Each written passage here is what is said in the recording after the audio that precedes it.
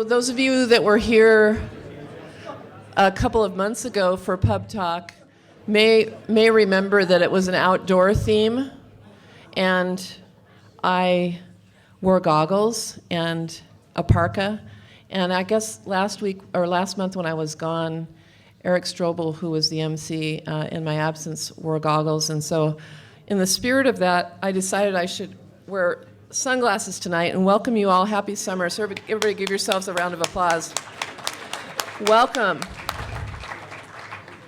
So I'm Julie Harrelson. I'll be your MC tonight. And I'd like to thank our sponsors, Carnot Peterson, Columbia Bank, and Zolo Media, and our supporting sponsors, Jones & Ross CPAs, COCC, Small Business Development Center, OSU Cascades, and Ben Broadband Business. And I'd like to invite John Napier from Carnot Peterson up, please.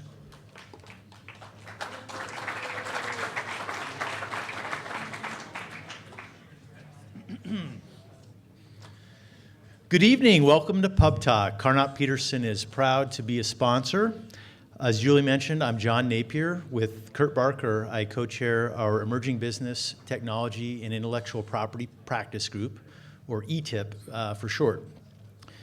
And it's come to my attention that attorneys can have a reputation for being somewhat stuffy, and I don't really understand where any of this comes from. It's actually kind of perplexing for me. And for example, the June edition of our trade periodical, the Oregon State Bar Bulletin, not only is it in paper still, but this issue is dedicated to the Magna Carta of King John, AD 1215. So we've got pages and pages of cutting-edge stuff going on. And so anyway, I still don't understand where that stereotype comes from. But to your relief, I'm not going to go through the history of Magna Carta. I have just a moment or two. And with that time, I wanted to share a few comments about a more recent legal development, namely benefit companies, or B Corps, that you may have heard of.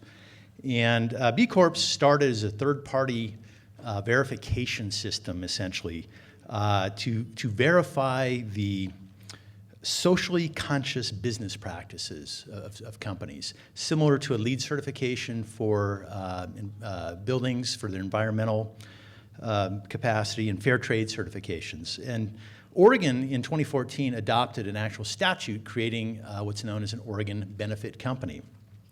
For standard business entities such as an LLC or a corporation, the fiduciary duties of the officers and directors, as you all know, comes down to one basic thing: maximizing profit for shareholders. Hundreds of years of case law establishing that. In contrast, an Oregon benefit company has some other factors that businesses are required to consider. And those include, in addition to pure financial profit, things such as the environment, your community, the social good. So closing up a factory and moving production overseas might make perfect financial sense, but in a benefit company, the president, the board can consider other factors without having to be worried about being sued by their shareholders. So it's a very interesting concept. Additionally, they have to adopt a third-party standard to verify that they are meeting this social good, and they have to publicize on their website an annual report documenting what they've done to achieve that social good. So very fascinating development here. I've actually started to see a little bit of movement here locally in Central Oregon with benefit companies. I've helped form several recently, and it can be a really compelling opportunity for the right type of business, namely a solely owned, closely held business that doesn't need to raise outside capital. It can be absolutely fantastic. So I'm curious to see how things develop with B Corps. I'm really interested to see investor acceptance and whether this catches on further. If any of you have any questions or any insight you can offer, any personal experience on B Corps, please look me up. With that, enjoy the rest of your evening. Please think of Carnot Peterson for your legal needs, and have a wonderful PubTalk.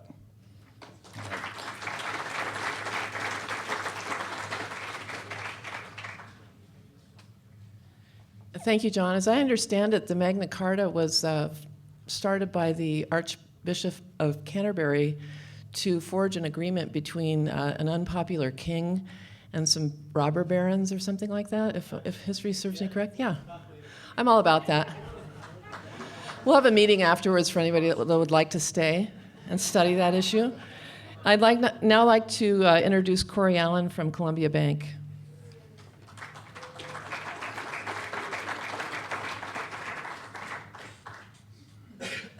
Thank you, Julie.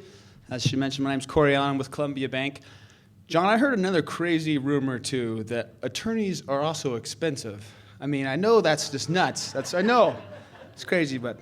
yeah, my name's Corey Allen. I work with the commercial banking group at Columbia Bank. We work with small and mid-sized companies, help them grow their businesses. We do term loans, lines of credit, commercial real estate, all that kind of good stuff. And a lot of times we get asked questions like, hey, you know, my business is too new, or I'm just getting started.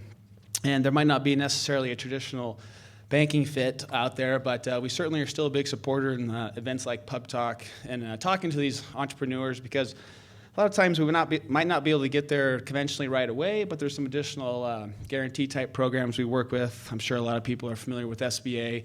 We're also big partners and supporters of Business Oregon, and actually they're hiring a local person, right? Yeah, so we'll have our local contact person here. We work with the guys right now in Salem on term loans. They do some guarantees similar to what the SBA does. So if you have any questions or would like to kind of throw some ideas out there, we're always happy to talk to you. Again, my name's Corey. I think we've got Neil Bone in the back somewhere as well, one of our commercial banking officers, and John Boylan is here tonight. So just want to say again, thanks for big supporters of PubTalk, and enjoy the show, and thanks for coming.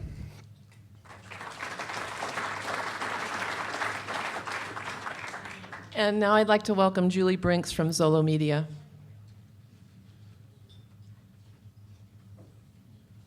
I actually brought props tonight. We like props. Betcha. Okay. Well, Zolo Media is thrilled to once again be here for an excellent night of PubTalk. We're also really excited to have stepped up and are going to be sponsoring with our sister company, Ben Broadband Business Services, again next year. So we're really thrilled. There's going to be another great season coming up soon after our little summer break. One of the things that we've been sharing with you, if you've been here over the last few weeks, is that last few months, is that Zolo Media is a very diverse kind of umbrella company. But our main job is to be storytellers for Central Oregon. We were trying to find new ways of doing that by creating new television businesses that serve the local communities. So for those of you who may be in a business that surrounds visitors or tourism, we launched last month the Central Oregon Visitors Network. And on that channel, which is on Ben Broadband Channel 4 and 604, are a lot of great video pieces for businesses and organizations and nonprofits here in Central Oregon that appeal to visitors who come, but also to many of you who every time I come to PubTalk I hear, I'm new, I just moved here. It's a great channel to get information about what's going on in Central Oregon and people to engage with in business. So that channel is up and running. That was our May project. So what's happening in June? Because we can't sit still after creating one entity. So our new entity, well, not so new actually, let's call it a redo, is something that is very near and dear to my heart and very important, I think, to this local community. We are in a small market when it comes to size. We're surrounded by places like Portland and San Francisco and Sacramento and very large communities who have a lot of local television outlets to serve those communities. Well, we haven't always had that luxury here in Central Oregon. And one of the things that is happening at the Federal Communications Commission, which we are regulated by, is that they are preparing to take away channels from television broadcasters. And in doing so, they will either move you out of the position you're in and put you somewhere where they choose, and you have no protections in the future of that happening again over and over and eventually disappearing, or you could take a preemptive move and voluntarily find a channel location to move to, and you would be permanently there and permanently protected. And so we made the decision to go ahead and step forward and make that move so that we guarantee there will be at least one additional full power local broadcast television voice in Central Oregon for the future. So with that, yesterday at 2 o'clock in the morning, KOHD TV went off the air. And anybody who has one of these. Remember these? They have these little ears on them, little bunny ears, little rabbit ears, okay? Do you remember using tinfoil and trying to tune things in? Okay, anybody who actually uses a television over the air, and that's 17% of the population here, believe it or not, in Central Oregon, they couldn't receive a television signal. But at 7:05 last night, they now have full power Channel 18, and it's beautiful. So we're very excited to have made that move to secure that position in Central Oregon, and I hope that you will continue to support us as we grow that business and service Central Oregon. Thank you.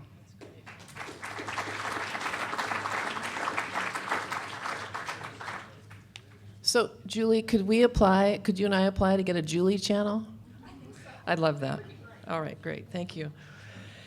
Okay, so I'd like to, I want to just pause for a minute. We have the sponsors speak every time, and they're awesome people. The organizations are great. And I know as fund manager for Cascade Angels, we'll really rely on our community sponsors who are, for us, are Carnop Peterson, Jones and Roth, Bank of the Cascades, and Harrelson Group, to support the effort of the fund. And this is really true of an event like this and in a community like this. To have community partners is so critical. So I'd like to give them another round of applause. Thank you. And also, I'd like to thank the EDCO staff who are in attendance tonight. Robin Sharp, the Bend area manager. If you could each stand and stay standing. Thank you. Stay standing. Okay. Aaron Riley, Membership and Events Manager, Aaron Chiat, Operations Manager, Brian Vieira, Venture Catalyst, Jesse Lord, Marketing and Communications Manager, and Janet Burton, the Lapine Area Manager. Thank you all for your hard work on behalf of our community.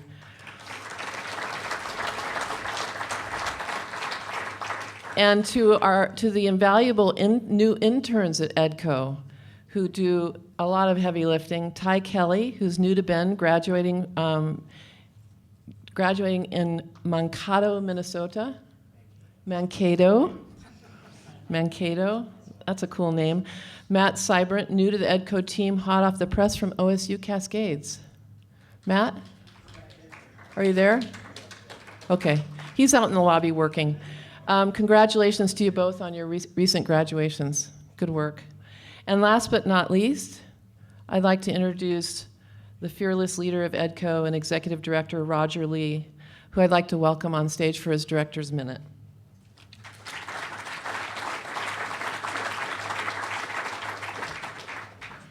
Well, I'd just like to thank Julie again, who volunteers to MC the event, so get prepared and do all that. In amongst the other clients and projects that actually pay her, we don't, so thank you, Julie, for what you do. So a minute, 60 seconds. It wasn't that long ago that June PubTalk was like inviting your friends and family to come to make sure the room was full.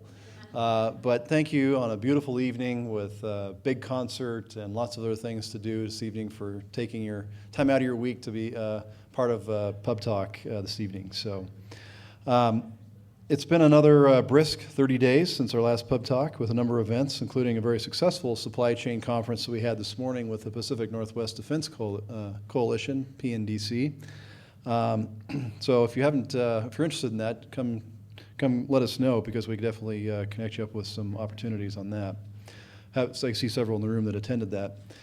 Also want to mention that a little shout out for manager. I try not to do that because other ones feel like, well, what did I do last month? So, but Robin Sharp got to ring the bell more times than she's used to. I think this last quarter, doing relocating 3 companies in the last quarter to Bend. She's our Bend manager. So the nice thing is it's software, manufacturing, and high tech, so a nice diversification there. And also worked on closing a few deals on expansion also. But I think what's most exciting is that we've got projects from Lapine to Madras and even Warm Springs, from Sisters out to Prineville, and our managers are doing an awesome job in all those places. We've got exciting projects in each of those communities and everything in between that I think really makes us excited about the future. 176 deals they're working on in the final stages right now, so we're busy. I'd like to also acknowledge the work of Linda English, who's not here, so I get to embarrass her. She doesn't get to kick me. She's a member of the Looking Forward group, and she helped secure funding from the City of Bend and the Maybelle Clark McDonald Fund to help secure some support, financial support for industry development here for 3 key industries now. There could be more, especially food could be added to that, but right now it's high-tech, outdoor gear and apparel, and bioscience. So trying to really help those organizations move forward. I know some folks in the area that are C-level folks or PhDs that are doing event planning and name tags, et cetera. So this person's going to help with some of the technical part of that and administrative, but also move forward on some of the strategic things. So we're in the process of working with Express personnel for that hiring right now, and we should have an announcement here soon about that. So a new full-time position for EDCO, really in a partnership with Central Oregon Tech Alliance, where those funds are actually going, and we're contracting with them. So the other big news is SOAR Oregon, the UAV industry group that EDCO helped launch a few years back. It's really got a life of its own. It's got its own board, and now its own source of funding. It did get some funding from the last legislative session, but the big news is that they're walking away with $3 million from this session, and that's going to help really put Oregon in a top spot, hopefully in the nation, as far as this industry and all the different sectors it can influence. And that's including getting our 3 test ranges up and running in Pendleton, Warm Springs here in our region, and Tillamook to do more testing and work with the industry on actually growing the quote-unquote, the dirty word, drones as a part of what we do in the commercial world out there. So the other exciting thing about that is that they're going to be co-locating in our office. They've been there kind of in an interim space. So our Bend office here up on the hill there, they're going to be joining us as co-workmates. So excited about that, and I think with that, my minute's more than over. Thank you.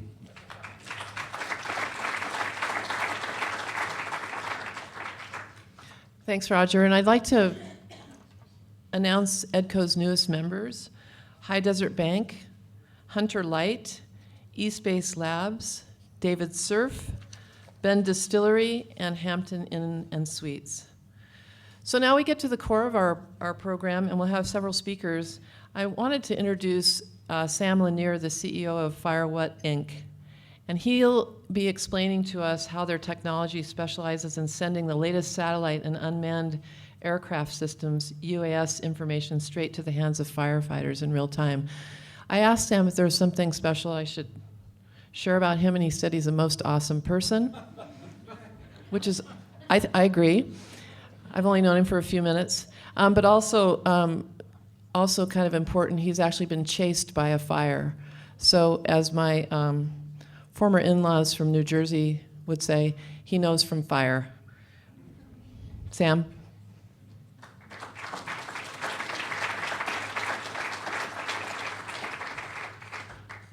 Well, thank you. The team, actually, for those of you that don't know, primarily our team and company is from Dunsmuir, California. So yes, we're a California company, but we're not like California, we're part of Jefferson. So any of those that are aware, like we don't really associate with California, and we are the true Northern California, so we're not part of the Bay Area or the Valley, or we live in the mountains. We're a small company.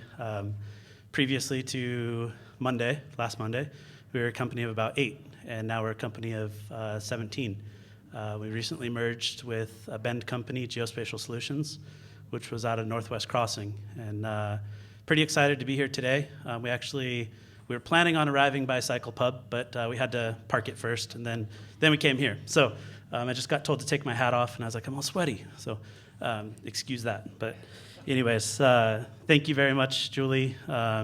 Truthfully, Julie came up and she said, hi, I'm the MC, and I didn't look at her name tag, and I've heard a lot about Julie, and she said, so what's cool about it, or what's the best thing about you? And I was like, I'm the coolest person ever. And that's not usually me, but anyways. So for a little bit of the pitch and the speech. So in 1979, those of you that are around, the Bridge Creek fire took out about 4,500 acres of vegetation in and around Bend, and that damaged the water system.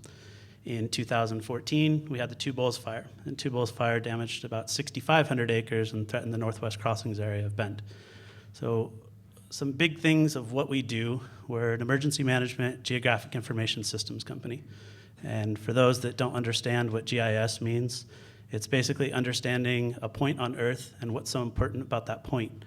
We're extremely fortunate to be partnered with the Environmental Sciences Research Institute, ESRI. They're the world's largest GIS company, and very excited to be part of their emerging business program.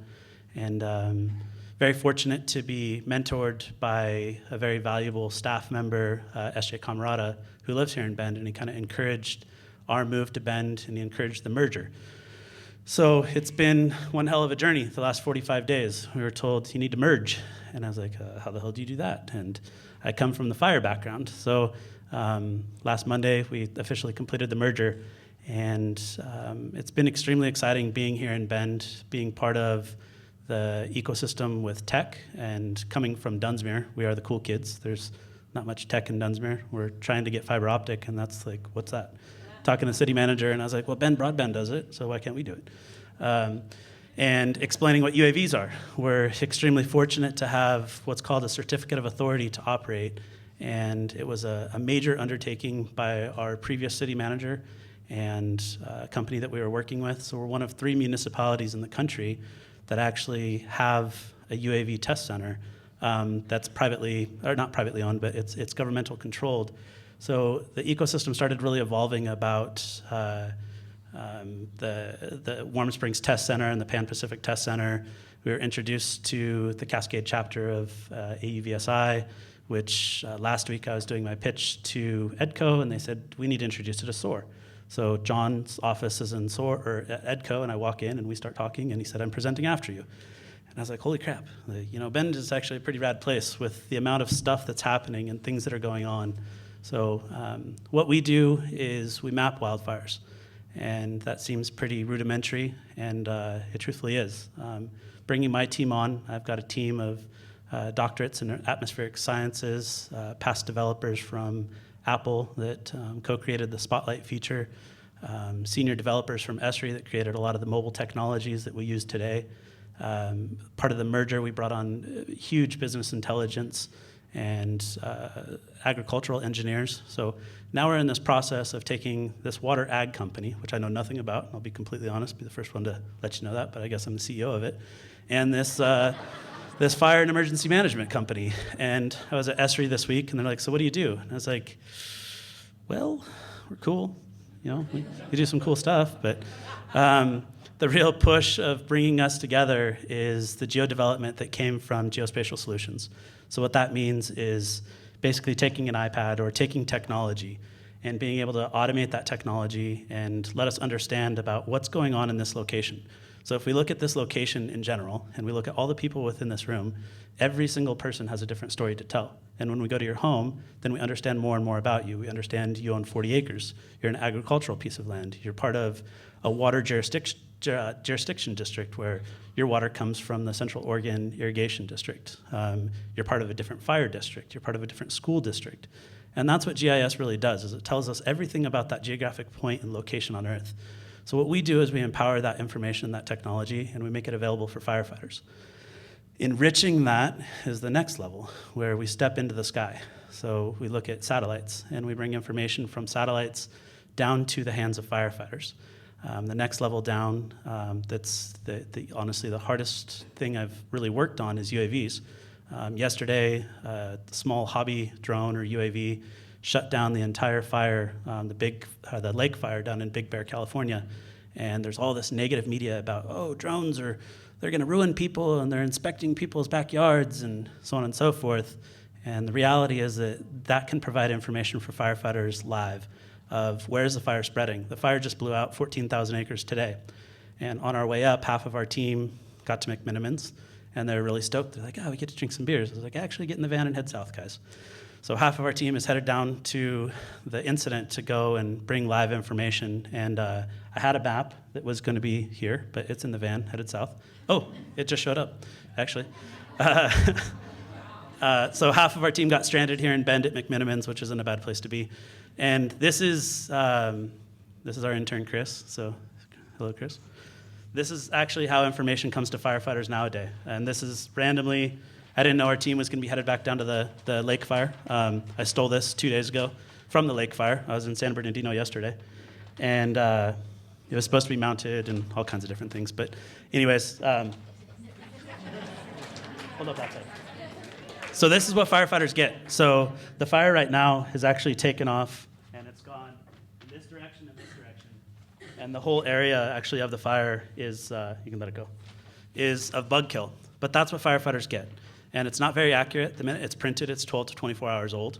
The new push with SRE technology is that it will be digital and it'll be online. And that's where a big push from UAVs comes from. So if we can be up in the sky over the incident and being able to get live tracking of where firefighters are, provide them Wi-Fi to be able to have accurate information at all times, and then give them an accurate perimeter of where the fire is spreading. Through a partnership with the company AccuWeather, we're bringing in live weather and being able to push that information back out to firefighters. And it helps us reduce life loss, helps us reduce the amount of money we're spending, and we can get quicker decisions made more timely. So it's been an amazing move for us to be here in Bend. I didn't go off my script whatsoever, so I guess I did okay. But what we're really looking for, we're supposed to have the ask. We're extremely fortunate to not be in a money-poor position. Our ask really is to really become part of the Bend ecosystem. We're looking for developers, engineers, sales and marketing folks, and luckily extremely fortunate to come on board with the team that we do for corporate development, which it's been me for the last 4 years, which I'm a firefighter. I don't have a degree from Harvard. I honestly have no idea how to write a business plan, but I guess we did okay. So anyways, our whole team is actually here in the back. If you guys have any questions, feel free to come and chat with us. Yeah. I do have a question. Sure. I should probably talk to you afterwards. Okay, no problem. Probably more lengthy than 2 minutes. Okay, gotcha. But feel free to ask us any questions. We'll be in back. Aaron? No, I was supposed to mention that. This is, we're 5 years old, and this is actually our second acquisition. And the first acquisition, we purchased a company 17 years old, which is wildlandfire.com. And now this is our second acquisition. Previous company was 19 years old, Geospatial Solutions. So we're extremely excited to be growing, and we don't look at it as an acquisition, more so as the company's grown. Maybe the name's gone away, but we're not planning on going anywhere. So I'm gonna actually repeat questions for Okay. you, okay? Because there are some people in the other room. Oh, okay. So, other questions? Yes. Yeah, where does your revenue come from? Where does your revenue come from? So, like I said, part of our team is headed back down to Southern California. We have 12 contracts with the federal government for GIS, to map wildfire incidents. Closing a major deal with AccuWeather, where the acquisition of wildlandfire.com gave us real-time information from firefighters in the field, and that information is now going into the SRE U.S. Wildfire Activity Map, which goes out to a massive audience throughout the world, and then it's actually being fed directly into AccuWeather, where AccuWeather is now taking that and selling it to their enterprise clients. So, for example, enterprise clients would be timber companies, utilities, transportation, and they want to know how quick is the fire going to get to our location, what's our assets at risk, and how soon can we start to either remove the risk or get more information and more resources to start to mitigate the risk. So through contracting with federal government and then enterprise clients with AccuWeather. Other questions? Do you use infrared cameras? Do you use infrared cameras? Yeah, so I had said satellite, and then UAVs. The next level down would be fixed-wing aircraft. So every night on a large, like for example tonight, out of Boise at about 9 o'clock at night, there will be a ship called NIROPS, and it's the North American Infrared Operations Ship, and it flies out of Boise, and then there's about 3 or 4 infrared interpreters in the country, so they have like a golden job. It's like in summertime, they pretty much have a job, they're making all kinds of overtime, and they love it. They hate that UAVs are coming on board because we can do instant post-processing online, or instant post-processing that comes into a GIS system. So yes, we do use infrared, and that's from satellite. It comes from, I'm drawing a complete blank. Cassie? Modus. And it's funny because I've taught Cassie about fire, and then now she's like, hey, it's Modus. But Modus is it's a NASA satellite. It's a series of 4 satellites, and it's infrared detection from satellite. So all the way down to the basic level, infrared is a very, very key aspect. Aaron?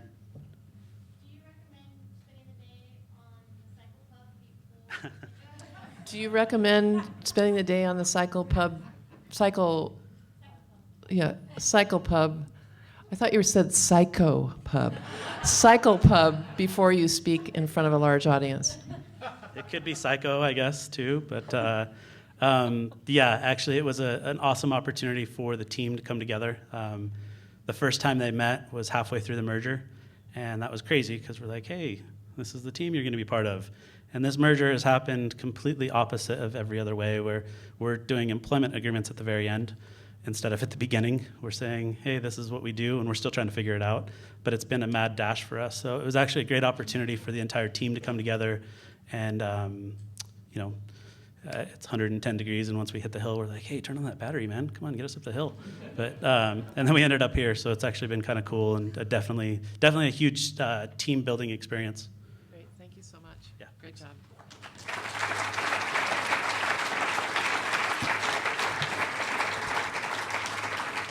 That's really an interesting and important technology. Thank you so much, Sam.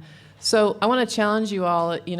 There's a lot of people talking up here, and one of the things I like to do at these events is always try to have at least one business idea. And I just had it. I'm thinking maybe starting a line of pubs called Psycho Pub. Okay, all kidding aside, I'd like to introduce you to John Stevens. And when I searched for John's profile, I found a John Stevens who was a musician, a John Stevens who was a calligrapher, and a John Stevens who is an inventor. Our John Stevens is the COO of SOAR Oregon, and Roger spoke a little bit about this, but SOAR Oregon is a nonprofit organization focused on the economic development of unmanned aircraft systems, UAS, in the industry here in Central Oregon, with a specific focus of growing this rapidly evolving industry. John?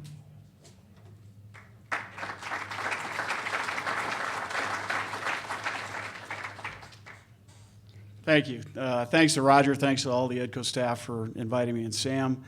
Thank you so much for letting me try to steal some of your thunder, but I think you already teed it up pretty well. This is really, I actually asked Roger and then the EDCO staff if I could pile on the back end of what Sam and his company is doing, because this is really kind of a personal anecdote that I had to share with Sam and with the EDCO guys to try to buy my way into 5 minutes of speaking here at the PubTalk. But I grew up in Boulder, Colorado, and about 2 years ago, and my mom still lives there. She's 80 years old. She's a real trooper, and she's decided to stick it out. She lives right on what's called the WUI, or the wildland-urban interface, where bad things can happen if fires take a wrong turn. And 2 years ago, there was a fire on the backside. How many familiar with Boulder? I don't know. I tend to think it's kind of the center of the universe, but now I've come to realize Bend is. Anyway, so the foothills along the Front Range of Boulder are called the Flatirons, and there are two big mountains, Green Mountain and Bear Mountain. And Boulder is very similar to Bend. As a matter of fact, the entire city is surrounded by open space. Never to be developed. What's interesting about that is that forest has now pretty much moved all the way off the Front Range, is now moving its way down towards the city. And so they had a lightning strike a couple of years back on the backside of Green Mountain, and it started propagating real quickly. And my mom actually got an evacuation order. And so coming here to Bend and seeing what happened to Two Bulls, and I've always been kind of passionate about this. It's amazing to me that we live in an age right now where we have this technology that can take it all the way from a small unmanned aircraft, merge it with different technology clusters, including sensors or cameras, including imagery, RF links or radio frequency links to broadcast that imagery in real time, put it in the hands of the guys who are actually on the deck fighting the fire and are in harm's way. It's a tremendous illustration of how these technological clusters in the UAS trade space are going to evolve. we see everything all the way downstream to exactly what Sam and his company are doing, which is basically providing information to people to make decisions.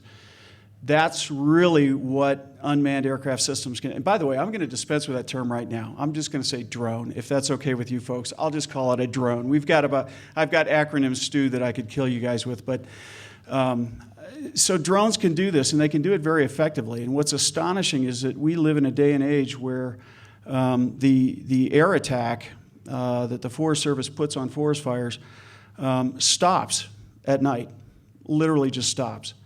And there's all kinds of legitimate reasons for that. You know, they have to be conservative in aviation. Aviation can be a risky business, so they stop. But the last time I checked, the fire doesn't stop.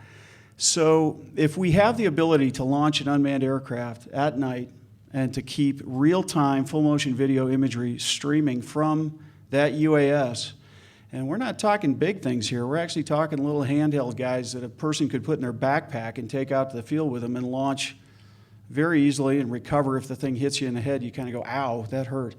But these are very capable little platforms, and we're at the day and age where we can do that now. So SOAR, which I'm very pleased to have just joined 3 months ago, is tasked with furthering that industry in the state of Oregon.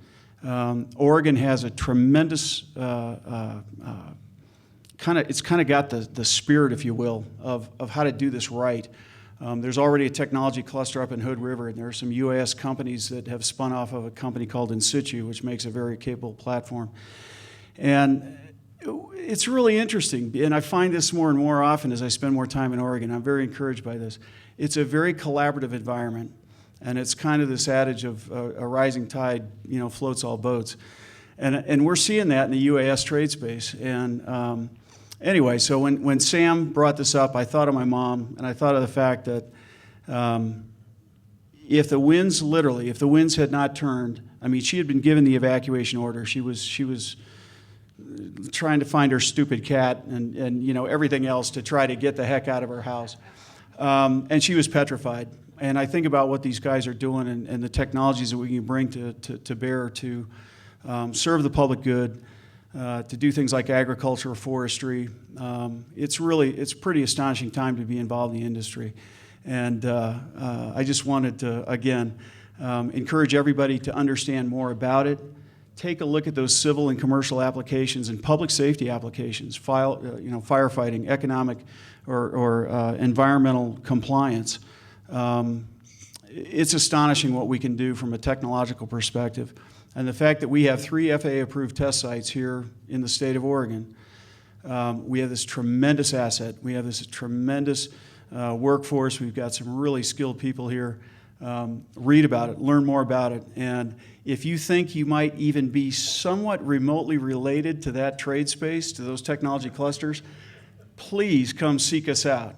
I guarantee you, if there's something you can dream up that can be done with a drone, I keep thinking about the drone that was flying along the freestyle run at the Sochi Olympics. You know, I want to start following kayakers down the Deschutes. I don't know. I'm thinking out of the box.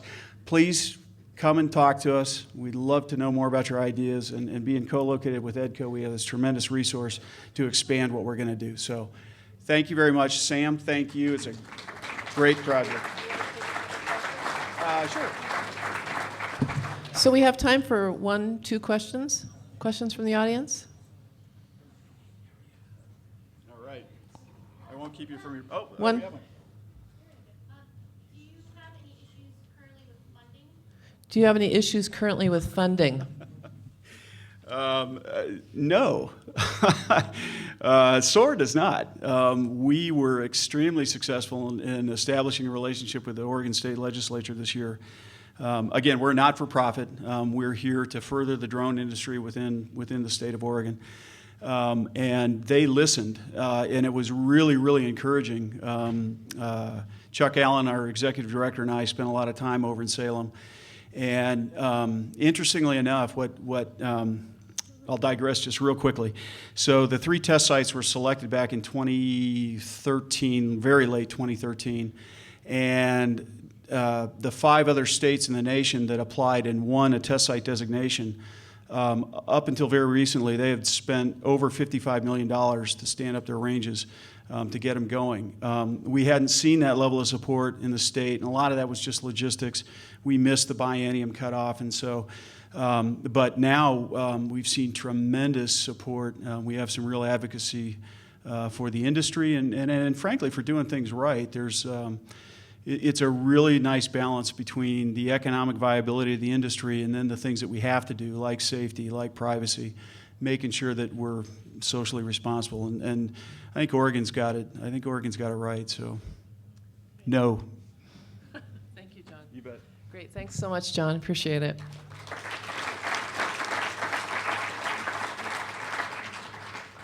So we're moving on now to a section that involves a discussion about food, one of my favorite topics, and energy, also one of my favorite topics.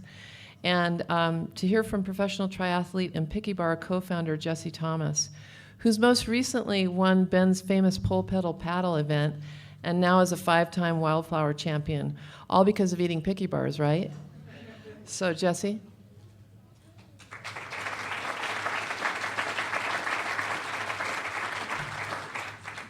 Thanks so much for having me.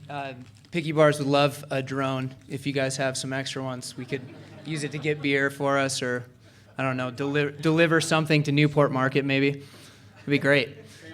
Okay, yeah, perfect. Thank you. Thanks a lot to EDCO for having me. I really appreciate the opportunity, you guys. This is great. I'm really excited to share a company that I'm super passionate about. I'm a local kid here. As was mentioned, I'm Jesse Thomas, co-founder and chief eating officer at Picky Bars. I definitely eat the most bars of anyone anywhere. So there's 3 things I want you to remember about Picky Bars before the beer sets in. And number 1 is that we're a real food, whole ingredient, allergy-sensitive energy bar. Balances that with sports performance nutritional principles, namely a 4-to-1 carb-to-protein ratio. We created a really balanced, really tasty energy bar. As our motto says, it's freaking science, dude. Number 2 is we were founded by 3 professional athletes, myself, my wife, and another co-founder of ours, using primarily social media to grow and build an online community without any outside funding, basically bootstrapping the company to projected about $1.6 million this year. And then number 3 is we have a super unique business model, an extension of that online community. We still do about 65-70% of our sales direct to consumer online, which is super unique for our business. And the backbone of our business is actually a subscription service club called the Picky Club. So a monthly subscription of energy bars to people all over the country. So we're a brand built on storytelling. So I'll tell you a little bit of a story about Picky Bars. It starts with me. I was born on the other side of Pilot Butte here at St. Charles. Went to Mountain View High School, was a track and field athlete there. Went to Stanford on a track and field scholarship, ran the steeplechase. I don't know if any of you guys know the crazy steeplechase, but that was my event. Did a mechanical engineering bachelor's and master's, but most importantly, I met this cute, kind of scrappy girl from Southern California with far superior athletic talent to my own on the track team, Lauren Fleshman. Lauren, during college, had amassed 5 NCAA championships, 15 NCAA All-Americans, which is a Stanford school record, and maybe most importantly, we dated and broke up 3 times, which all of the breakups were my fault. Anyway, we eventually amended it, made things better a few years later. Got engaged, moved to Eugene, where Lauren was a professional athlete for Nike, training for the Olympics, and I went back to business school after a bout at Silicon Valley, startup world. And it was really after I finished my MBA, I'd been analyzing all these different industries, products, looking for places where you could get incredible margins with almost zero competition, and just thought, energy bars, that's as good as it gets right there. It's not the case, actually. It's tough, but we're doing a good job. Actually, what ended up happening was I started training for triathlon. Thousands of MBAs were being laid off left and right, and I figured if I wasn't going to make any money, I may as well not make any money doing something that I love. And out of this, I was training 20 to 30 hours a week, eating 5,000 to 6,000 calories a day. and having all kinds of stomach problems. Lauren, being the supportive wife that she is, put her Stanford human biology degree to the test and her years in sports performance nutrition as a professional athlete to create an energy bar for me that wouldn't upset my stomach. Her goal was to combine the best of both worlds, as we say, with this all-natural, allergy-sensitive, real food ingredients with sports performance nutrition, 4-to-1 carb-to-protein ratio to create a balanced bar that fueled you before, during, and after exercise. What she eventually came up with was a picky bar, and amazingly enough, it actually tasted really, really good. We sold them to people out of our home for about 2.5 years. Had a home kitchen. At its peak was making 15,000 bars a month, employing 10 part-time University of Oregon students. If I came in after 8 o'clock, after 8 a.m., to make a bowl of cereal, I'd walk in and they'd be like, "Good morning, Mr. Thomas." This is it's pretty fun, kind of a circus, kind of gonzo time. But fast forward to now, as I said, we're on track to do about 1.6 million. We have 6 full-time employees. We have an office over here in the Old Mill Marketplace, and we're really proud to be part of Ben, a great company, part of Ben. There are 2 things that differentiate us outside of our product. As I mentioned, we were founded by 3 professional athletes utilizing social media as our primary marketing tool without raising any money to do so. And those tools really only existed right when Picky Bars was started. And so we kind of lucked out. Lauren and I utilized social media to grow and build our own communities in our endurance athletics, and we've leveraged that to help build Picky Bar's online community as well. We really were able to build like a kind of national, almost international community without spending the money that most brands have to do to do so. That community is still leveraged, is still a massive part of our business. As you guys can see from your samples here on the table, we actually now feature, these are Instagram photos from our customers that are submitted and put on our packaging. And this one is actually a local woman here, Amy Tice, that submitted that photo through Instagram. And that's part of how we continue to create and build that community as a brand. Second thing that differentiates us, we have this amazing kind of national audience, and the hard part about leveraging that is finding appropriate distribution and low cost, low barrier to entry distribution. So what we eventually developed outside of just selling the bars one-off on our website was the subscription service, the Picky Club. And it has been wildly successful. It's the backbone of our business, to be honest. From an operational standpoint, it's amazing for cash flow. It's amazing for inventory management, which are 2 things that anybody in our industry, particularly if you're growing, really, really struggle with. And then from a marketing standpoint, it gives us this super unique one-to-one direct connection with our best brand advocates and enables us to make them part of the process. They're literally part of our company and part of the story. They help us with product development, with product marketing, and a number of other things. So that's a super unique aspect. We still get, like I said, about 50% of our business comes from that subscription service. 70% of our business comes direct online, which is really, really unique in our industry, particularly at the size that we're at.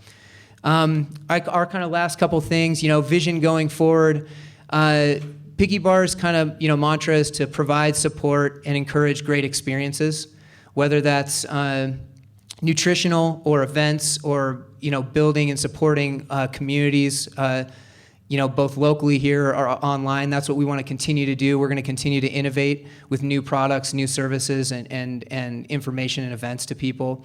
And then just personally, for me as a Ben kid growing up here and kind of to a certain extent having a dream come true of having a Ben company of my own here, I want to create something that is important to Ben, that Ben's proud of. So that's a big goal of mine personally for Picky Bars as well. No real ask except just that we're similar, just looking for people that are interested in helping us out. If you guys have advice or information or expertise in anything that would be relevant to us, feel free to contact me, ask me some questions. I've got some of my employees here. If you guys can raise your hands real quick. Patrick, Matt, Cam, who's also known as Bert. We have Bert and Ernie, our 2 interns. One of them's actually named Ernie, and we call Cam Bert because Yeah, does it make sense? And Angela's here too, so feel free to ask those guys questions as well. We're around. Thanks a lot for having me. Appreciate it. Okay, questions? Questions for Jesse? Do you like my hat? Aaron? Am I the only one that's going to ask questions tonight? I'm wondering if you are part of the new food cluster that's forming in Bend?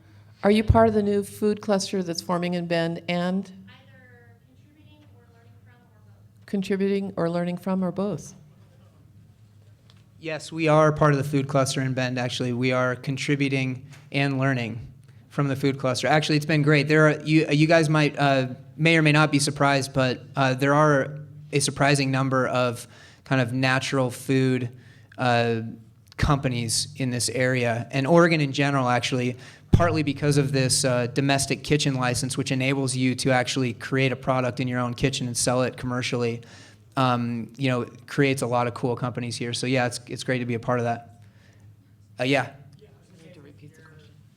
Business background and then, professional athlete experience with the team, how is that kind of helping you market or? Can you say that one more time, Brandon? With your experience, as a professional athlete, how is that kind of helping you? How does your experience as a professional athlete help you with your core efforts in your business? Yeah. Being an athlete, setting out a goal and doing something is clearly, a big part of it and kind of that drive to do it. But specifically with Picky Bars, Lauren and I are both professional athletes. We're both professional athletes in niche markets, right? I'm not on ESPN.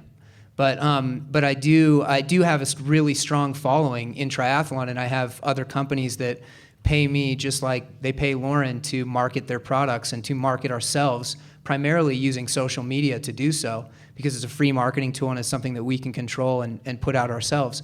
And that's the crux of what Picky Bars is built on. It's reaching out to people through social media, developing a cool online story, a cool brand, and connecting with those people and continuing to facilitate those conversations on an individual basis. And that's I think maybe the most unique aspect of our company versus the other ones in our industry. Yeah. So I'm just curious, if a private equity company or a VC company said, this is the coolest company in the world, I want to put $15 million into this, what would you say? So if a private equity company or a VC company came and said, this is the coolest company, we want to put $15 million into it, what would you do? That's a good question. I would certainly, are you offering? I would certainly consider, I would certainly consider it and consider what plans would, be a result of having that infusion of cash and what you would do in that way. But I also am really, really proud of the fact that we have reached what we've done completely bootstrapped. That's really unique. And part of that is because Lauren and I have been professional athletes the entire time, and we haven't needed an income source from it. And it's allowed us to just let it become what it has become and grow organically. And I really like that aspect of it. So I think there are some strategic implications of different channels that we may or may not be interested in, whether it's natural grocery or a number of other things that typically require a financial raise. That we'll look at, but for now, I really like the way that we're growing a lot, and it's been really fun. Thanks, Jim. I'm going to take.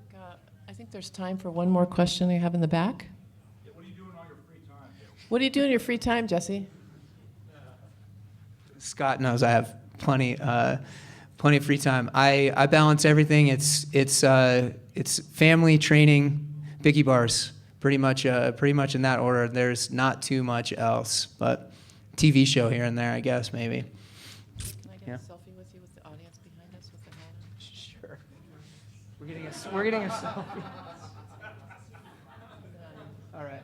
Thank you. Yep, you bet. Okay. All right. Thanks, guys. Oh, I should have passed out. Anybody grab whatever you want up here, too. There's extra flavors.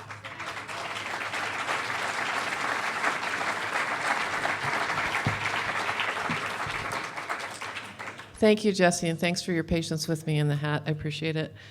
So you wouldn't really know this by my behavior at PubTalk, but I am a serious professional and have done a lot of change work across the country in various arenas. And I'm really excited to hear our next speaker, Jay Henry, who's currently the chairman and CEO of the James Marshall Group, JMG, which serves the earliest of startups to clients with over $1 billion in revenues. And I looked at his LinkedIn profile. It's incredibly impressive in terms of the impact that his work has had. He said that, I got my start and my interest in health and healthcare through being the daughter of a physician and a nurse. You can imagine that the conversation at dinner was really interesting. And then they'd pass each other a fork. It's like, felt like you were in surgery, passing the instrument to the doctor to carve the turkey. And Jay actually got his start in healthcare on a stretcher. And I'm very interested to hear his perspective given the broad and deep experience he has in these arenas. So thank you for being here.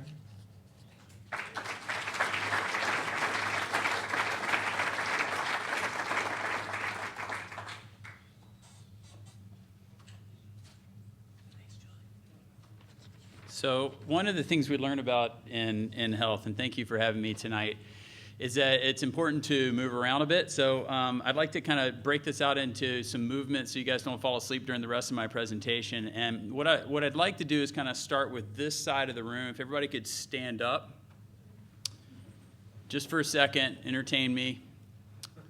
All right, awesome. Okay, stretch out. It's good for your soul and your health and all that good stuff. So now that you're up, I have to tell you, I'm very sorry to tell you this, but you represent 45% of Americans that will get a chronic disease at some point in your life.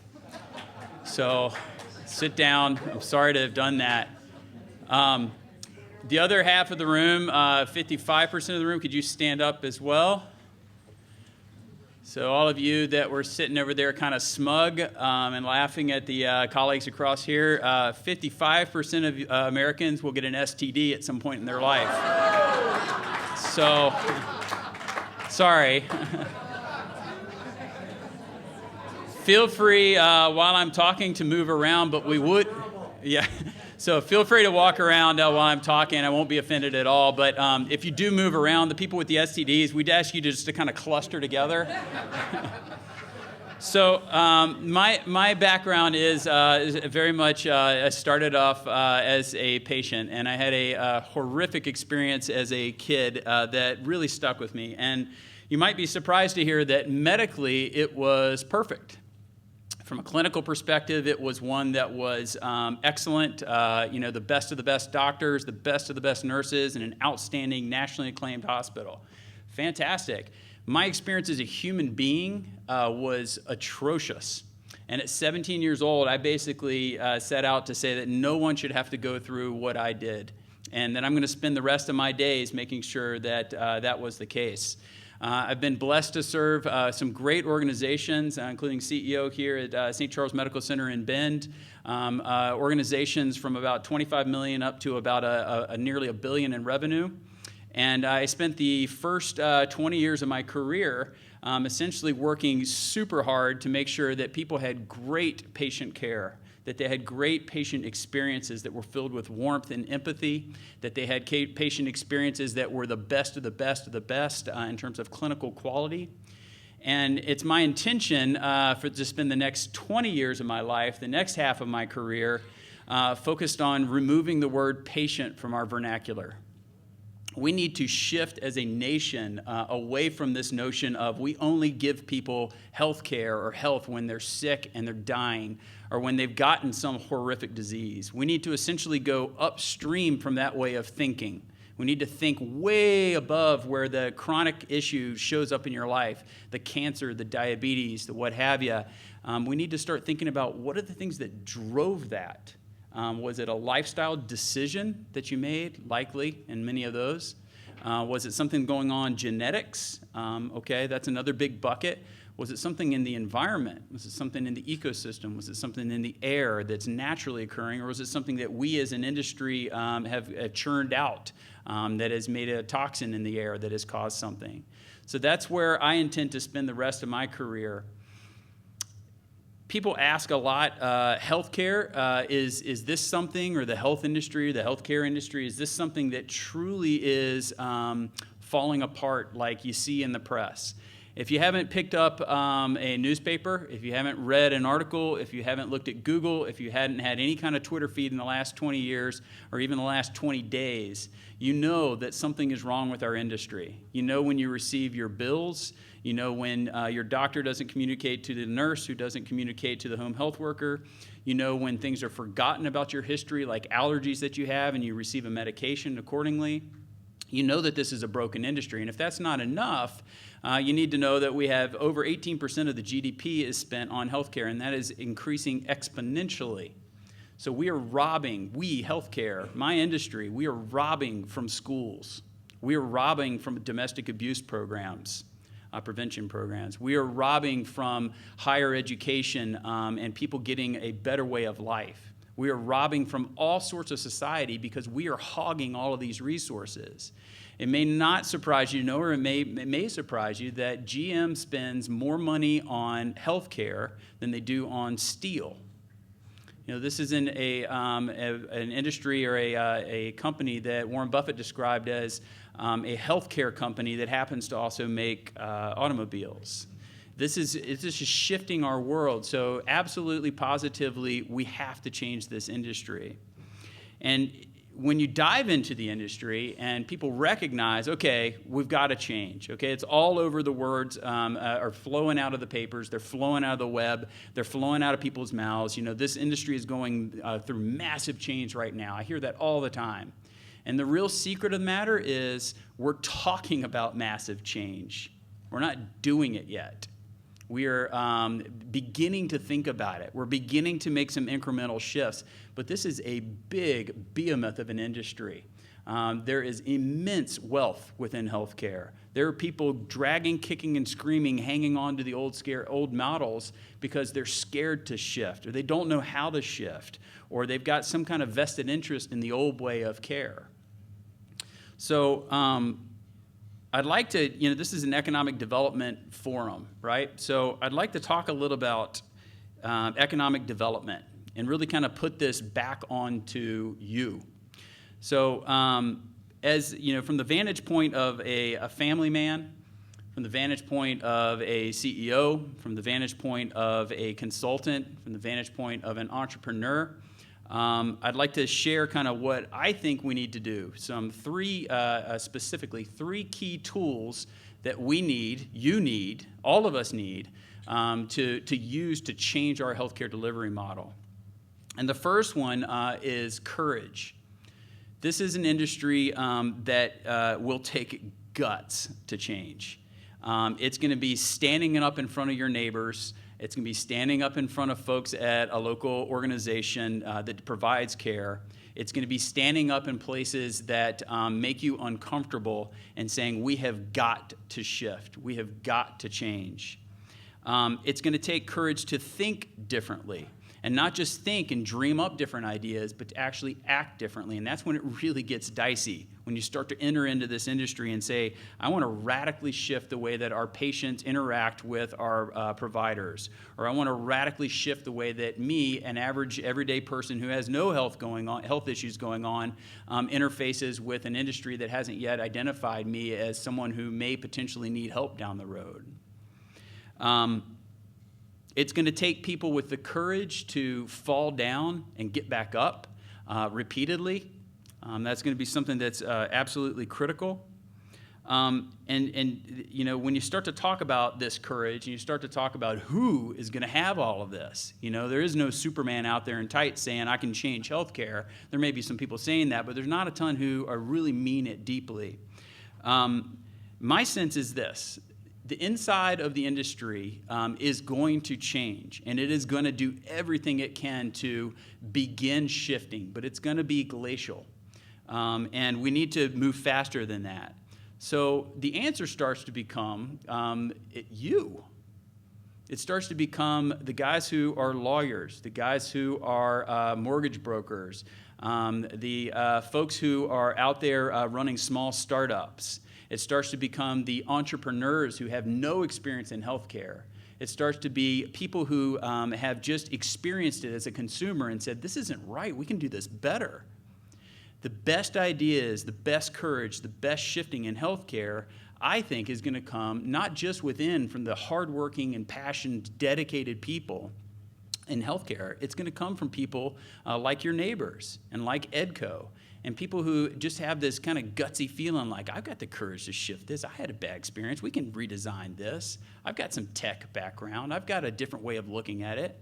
My new partners in my new company, Upstream, is made up, and these guys are going to change the world, is made up of people who came from Nike and Starbucks, Esri. It comes from people who were at NASA, people who were affiliated with IBM, people who have done work with Microsoft, directly with Bill Gates. These are minds that are shifting and saying, you know what, it's not okay that this industry is what it is. We've got to shift and move and change the way that we focus. So the first thing that I think we're going to need is guts. And we're very fortunate here in Bend and across Central Oregon to have an amazing platform for us to kind of incubate ideas. You know, we've got outstanding Seven Peaks with venture capital. We've got folks in the private equity space, Cascade and others, that are doing incredible work there. We've got access to an incredible resource with St. Charles Health System. We've got an amazing medical community. Take these ideas to those resources I just said and just kind of have some ideation with them. You know what needs to change. You know it from your own experiences or from your parents' experiences or your kids' experiences. Start getting that courage kind of blustering away and saying, how can I, as an individual, shift this industry? And I promise you, you will find receptive ears. This is a community here in Central Oregon that sees we can do it differently. And we've always seen it that way. We've got microbreweries that are changing the face of the macro brewery industry. Not because they got in at the top of the macro brewery spaces and said, hey, we're going to change everything. They did it from small, little, tiny mom and pop shops.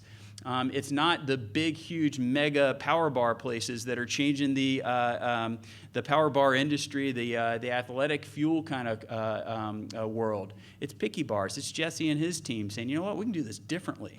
And healthcare is no different. But for whatever reason, people don't look at it that way. They see it as this untouchable kind of place.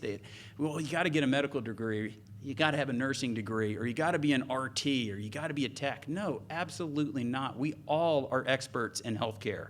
We are all experts in health. We all have bodies. So that's the first one. Don't be scared. Have some courage. The second tool that we need is really kind of an interesting word that I'm not sure if we've coined or if it's something that's been around, but it's nerdery.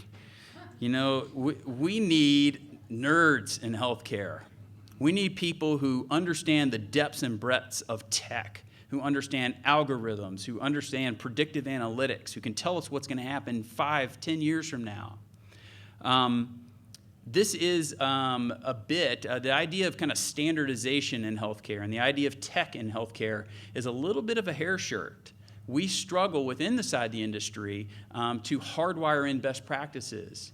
Our nurses, our doctors, our techs, our various different elements of care provision are the best of the best. They've always been number one at their class or what have you, and they come into the world knowing that they're super smart, knowing that they've got a heart, knowing that they're dedicating their time, their efforts into this industry, and yet they've all come from different lines of thought.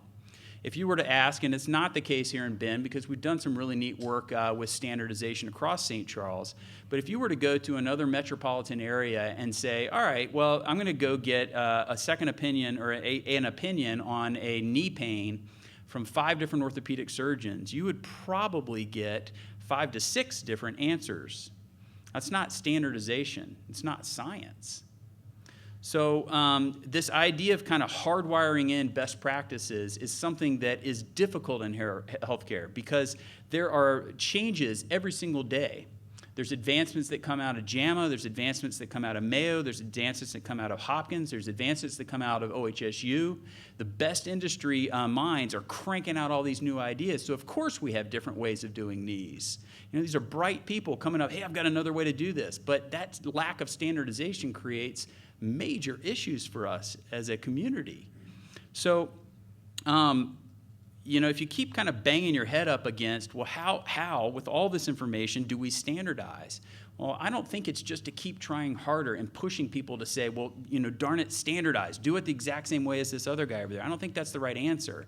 At some point, we have to recognize there's just too much information. There's too much volume of shifting going on. And we go back to this idea of the nerds. And we start to look at math might be the very best solution that healthcare could ever want. You know, when your fourth grade math teacher told you that this was important and you're going to need it and you all blew it off like I did, she or he was right.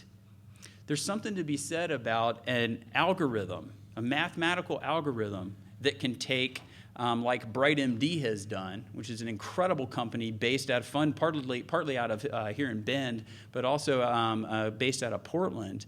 This is a company that can take 40% of a primary care physician's practice and pull it out and handle it on an online manner in a way that's just as effective as if the physician had sat down with you, if not even better. Algorithms are now starting to do things like overread for radiologists. Okay, so we've all used radiologists. We've got great friends in the community that are radiologists. There are algorithms right now. There's a company named Analytic based out of San Francisco that's a young startup. And that company has come up with essentially an algorithm that can predict by shoving 50 million films into a computer and doing deep data and predictive analytics on that through a bunch of algorithms and math and tech, and spit out your reading, your x-ray, your CT scan, your MRI, whatever the case may be, and match what a human radiologist can do in reading that film. And the reason is that computer can take 50 million records and digest them all and look for the little nuances that no human brain could ever keep up with. Now, is this ready for prime time right this second? No. Will it be soon? Yeah. So now we start to talk about standardization not being, hey, every doc do it exactly the same way. It is, okay, let's have the algorithms, the mathematicians, the tech guys build something that can hardwire this in so that we follow it every single time and catch things that we as a medical community could not. So math is our friend there. There's another firm, and this is the one that I just joined, and I'm privileged and fortunate to serve as the CEO of a company called Upstream Health, that can now look through, again, the magic of math and algorithms at any area of the country and show you how much disease is prevalent. We can tell you the socioeconomic factors associated with that disease. We can tell you the factors, environmental, social, behavioral, that have caused that disease. We can tell you 5 years from now with immense accuracy, 92% plus accuracy, how that disease is going to grow across your community, and we can teach you how to mitigate that. So in essence, going upstream from the current way of thinking of let's treat this really well with great care to the most compassionate way to treat that care, the very best way to treat that care is via math. And we can start to get some insights into how do we prevent that disease, that cancer, that chronic knee issue, whatever the case may be, from happening way before it shows up in your body. The last thing, so if it's courage to start us with, and everybody in this room has that, and the knowledge and the ability to do it, the nerdery aspect of it, which is, kind of tech and math and algorithms and predictive thinking, the third element is love. Okay, this is an industry at the end of the day that is about humans, helping humans. And the tech can never get in the way of that. In fact, the tech can actually amplify that. But before you guys all tear out of here and say, hey, I've got this idea on healthcare and I'm going to go after it, I want you to stop, pause, take a deep breath, and remember that the most important thing that we need to do to change healthcare is to remember that this is a sacred relationship. There's no tech in the world that can provide the compassion, the warmth, the hug, the nurse's hand on an arm, that sense of this is a special time in your life and thank you for inviting us in to help take care of you.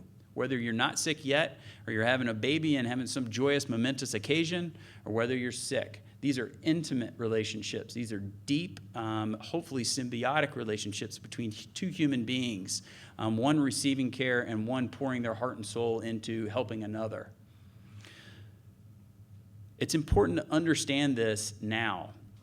If you start to build a mousetrap, which you all, again, have the capabilities of doing, that can change healthcare through standardization, through hardwiring in best practices, you come up with some courageous new approach that changes the way that care is delivered moving forward, or negates the need to ever even step into the walls of a hospital because you've taken the Internet of Things to new levels. It says, here's exactly how we're going to keep you at home caring for yourself with an EKG getting on your cell phone and all that kind of stuff. That's all there, and we need people like you to help kind of generate those ideas. But before you generate those ideas, remember the sacredness of the work. And if you start with any innovation in healthcare, and you predate that with a sense of love, a sense of warmth, a sense of this is sacred work, and then you design behind that, what will show up will be better.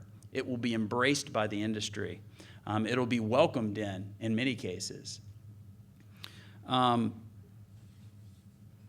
If we take tech and we take these cool new ideas and we're able to displace all the garbage that is in healthcare right now, you know, the 30-day wait times to see a primary care physician, if you can even get that, or the EMR that is consuming, 40% of our nurses' day.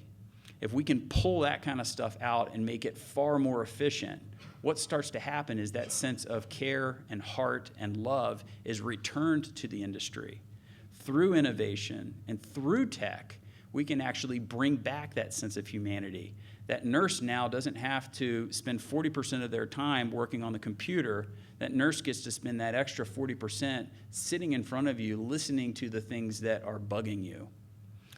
Whether that's in a predictive fashion, trying to keep you from using a hospital or a clinic, or whether that is in a time of need, and hold your hand and sit by you at that bedside. I believe, and we at Upstream believe, that the most courageous, nerd-driven, heartfelt way to change healthcare is to mitigate and prevent disease from happening.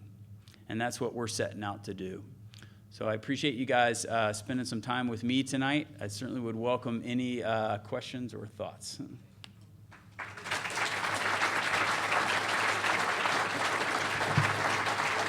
Thanks, Jay. Yeah, we'll take a question. Back in the early 90s to mid-90s, there was a group of thought leaders from around the country that met in Jackson Hole to discuss healthcare delivery.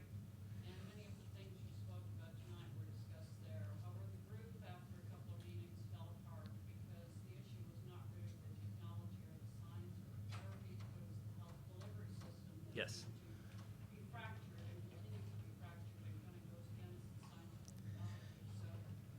So how do you match those two? So Great question. that's a great question, yeah. So a group of people met in Jackson Hole in the mid-90s to discuss how to improve healthcare. I'm going to shorten this a little bit. And after several conversations, it disbanded because they discovered that the challenge was really with the delivery system. So how has that changed, and how can that be addressed? Well, I'll start with a quick anecdote. In the early to mid-90s, I was a ski bum, artisan baker, and pastry chef in Jackson Hole. So ironically, I was not working on healthcare, but getting my 100 days in. And my wife, by the way, thinks that was a pickup line because I haven't baked for her once since we've been together. But that's a different story. They were right in many ways. Okay, so some great ideation came out of that Jackson Hole work group. I think two things happened that kind of put the brakes on it. One was it was a financially driven model. It was, okay, yes, we need to manage care, and a lot of the birth of managed care came out of that work group, if it's the same one that I'm thinking of. We need to manage care, but what that ended up being was we need to manage costs. So let's deny care. Let's not allow access to care, and that will, of course, reduce our costs, at least in the short run. So that was the big first kind of blunder. The second thing is I don't think the industry was ready for it. We have now, so regardless of if you are red or blue or purple or anywhere in between in terms of your political leanings, Like it or not, the world is now changing radically. The Supreme Court just upheld the decision today. So we are in a place where not just this big kaboom happened a couple years ago with the Affordable Care Act or Obamacare, or whatever you want to call it, but it has now been ratified, and like it or not, it is moving forward. And there's elements of that you may agree with and you might disagree with, but regardless, it is changing. The world is going to change within healthcare, and I think finally now everyone recognizes that. I think there were some things from like the Institute of Medicine report that came out years ago that said, X thousand, hundreds of thousands of people. I think the number is now, give or take, about 300,000 people a year have a really bad harm incident in the hospital. In other words, they come in for a knee surgery and they end up with some awful disease, or they get some infection, or they die, or what have you. And those kinds of stats, I think, have woken people up, just like the fact that, GM is now spending a bigger and bigger portion of their balance sheet and income statement on healthcare.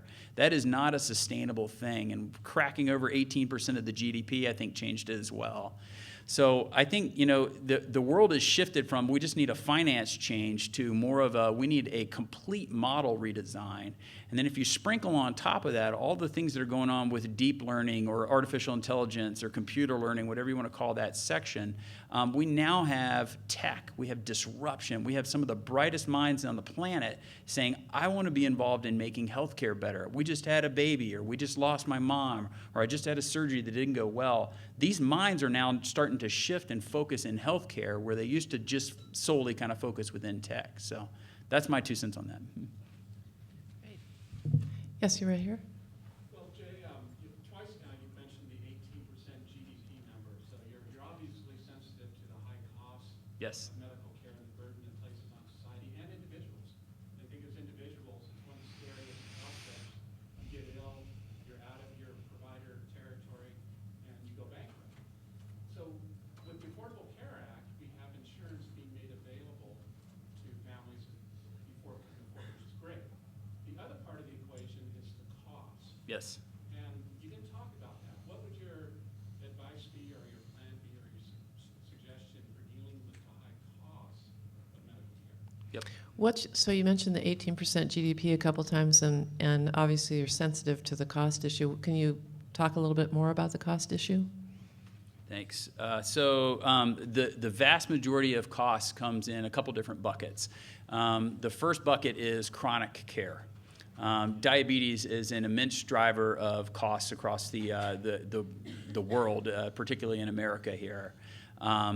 Cancer is an immense driver of costs.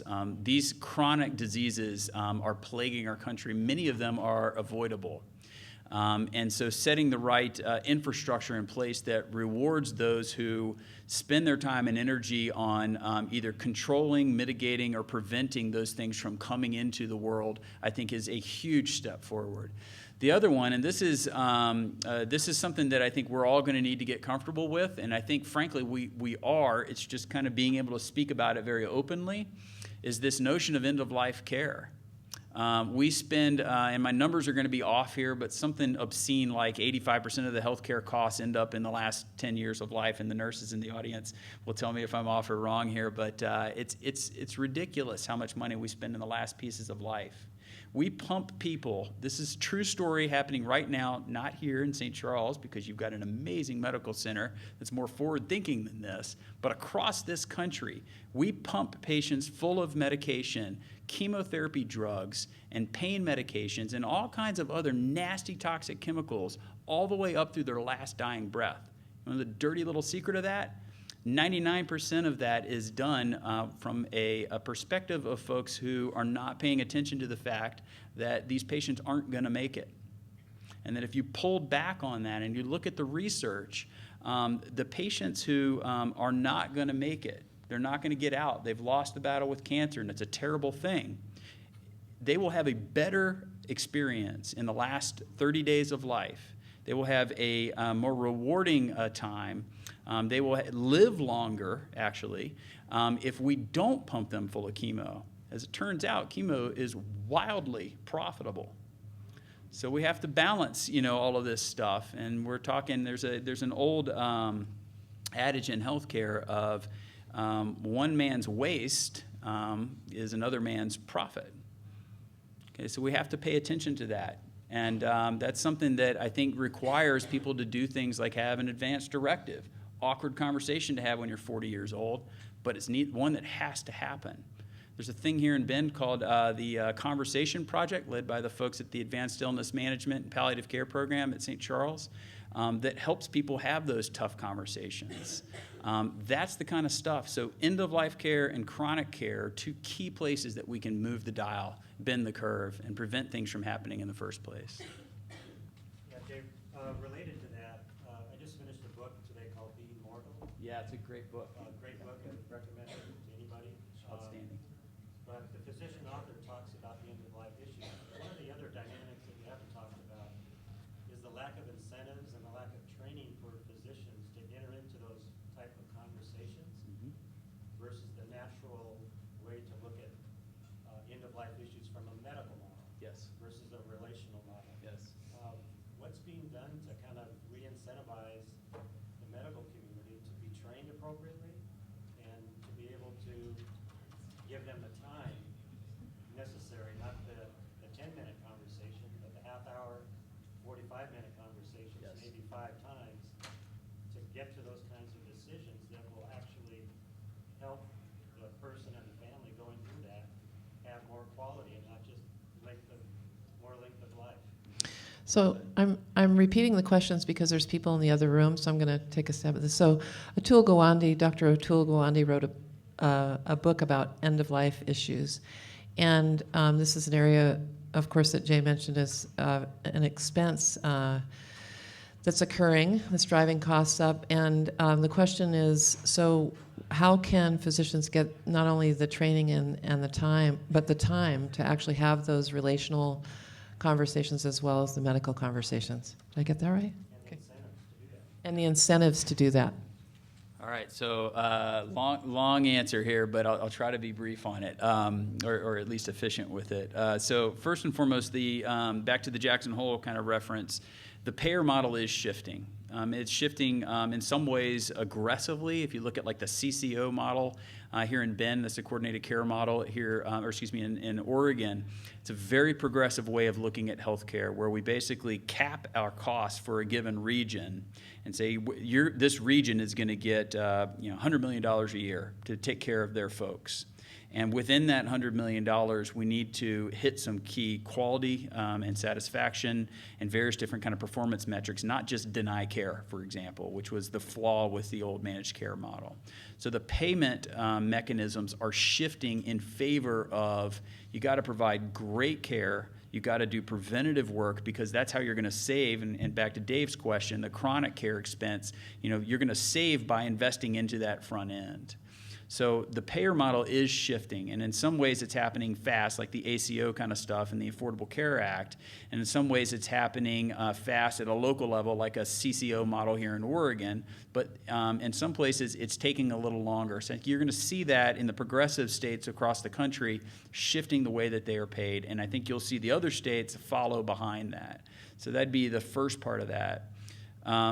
The second piece of that, I think, again, if you go back to the notion of time and education and training, I think the medical community is a gifted and talented community, and they are beginning to see more broadly. Some of the thought leaders within medicine are saying this is the biology is critical, and we've got to pay attention to that. But the emotional states of folks, the social states of health of folks and their health, the spiritual elements of health, regardless of what that may be for you or your loved ones, are elements that we need to pay attention to and incorporate in. They're just as important as the biological elements of health.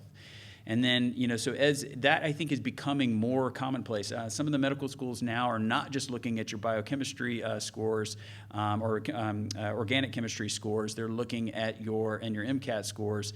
They're looking now at emotional intelligence. So, oh, wow, there's a thought. We should have all of our physicians not just be the super brightest people, but also folks that, have some ability to relate and interact. The last piece I would say kind of comes back to this notion of tech and the nerdery, kind of saying, hey, we're part of healthcare now. I mean, truly, if you think about that model I shared with you of BrightMD, BrightMD has developed an algorithm that can take all the low-level care. Okay, so I got a rash on my arm. Okay, you can go in and fill out a quick kind of form that goes shot to your doctor, your doctor's clinic. They look at it, they shoot it back, say, with incredible accuracy, yeah, that rash needs X, Y, and Z based on this algorithm. Your drugs are waiting for you at Walmart or Walgreens or whatever it may be. Go pick them up. You're done. I just saved myself a half day off of work if I could get into doc. I got an answer right away that feeds my sense of I need insatiable information right now. And more important than that is, I'm a satisfied consumer now. I'm very satisfied. This is great.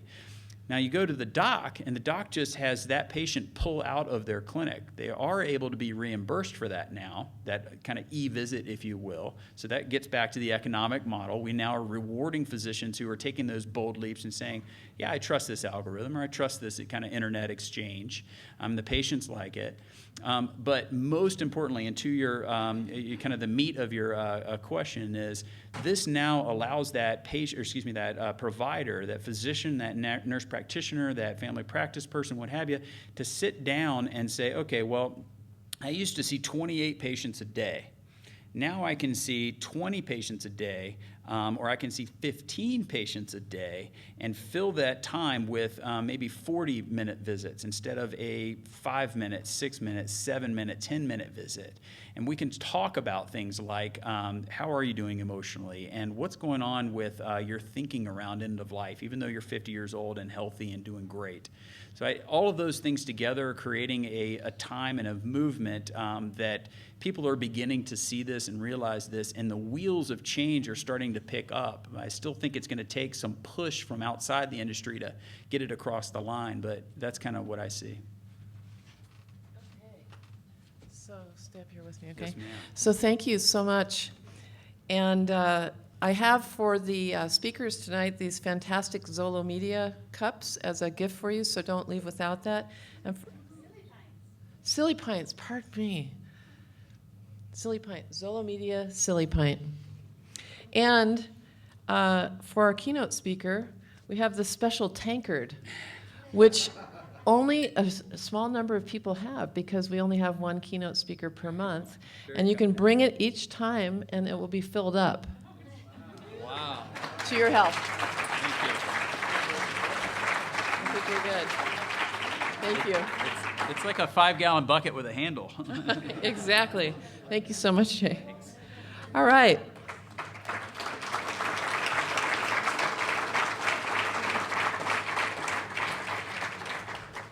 So a few things to close our evening here. For all of you EDCO members out there, don't forget the annual membership meeting on Thursday, July 9th at 3 to 5 p.m. at the new Tech Center. It's a hosted event, but you need to RSVP because the space is limited. And also a reminder to EDCO members to vote for your EDCO Board of Directors. You should have an email in your inbox from yesterday. HIDEC is presenting a learning tour on July 16th at the Structus building. You can get more details and register online at hidec.org.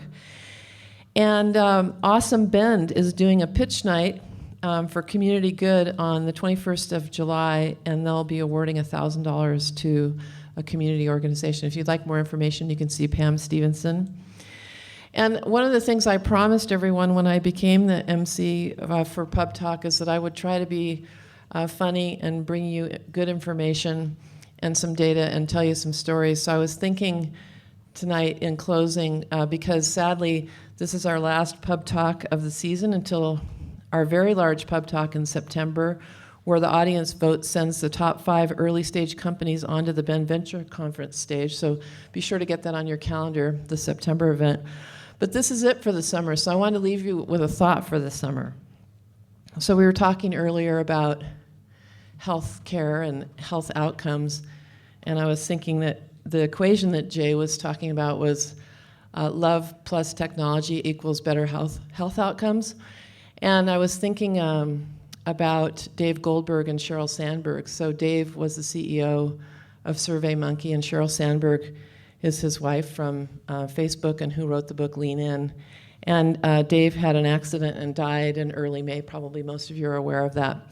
Cheryl, at about 30 days after that, wrote this incredibly beautiful tribute to Dave. And in that, she had this quote that said, she's in a big state of grief, and her friend said to her that the most powerful one-line prayer that he ever read was, "Let me not die while I'm still alive."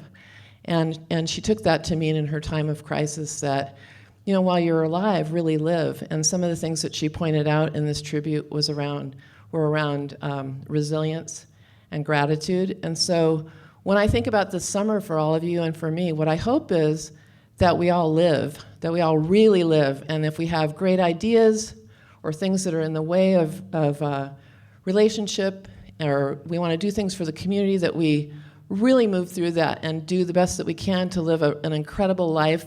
And that when we get back together in September, we all have great stories to tell, that our community is a stronger place, that our world's a better place, that our economy here is diversified, and that we're all thriving. And that we don't waste our time, and that we really push into our creativity and our intelligence and our good humor and our kindness as much as possible.